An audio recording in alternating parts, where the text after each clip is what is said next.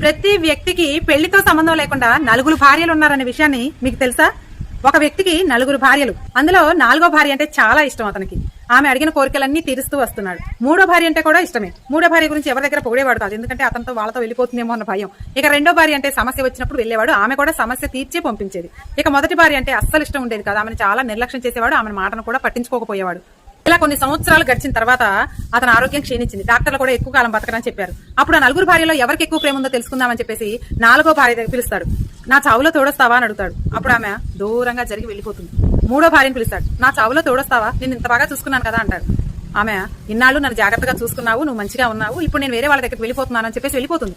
ఇక 2వ భార్య దగ్గరికి వెళ్తాడు. 2వ భార్యను పిలిపించి నాకు చావులో తోడొస్తావా అంటే నేను అంతిమ యాత్ర దగ్గర వరకు రాగలను కానీ చావులో అయితే తోడు రాలేను అని చెప్తాడు.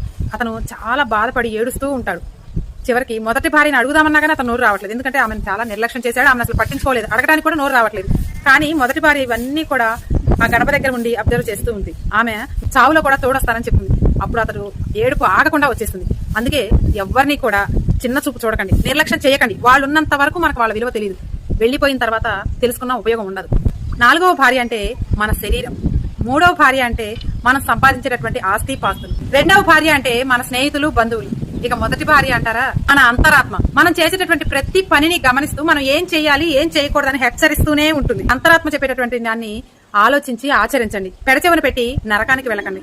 మీ అభిప్రాయాన్ని కామెంట్ సెక్షన్ లో తెలియజేయండి.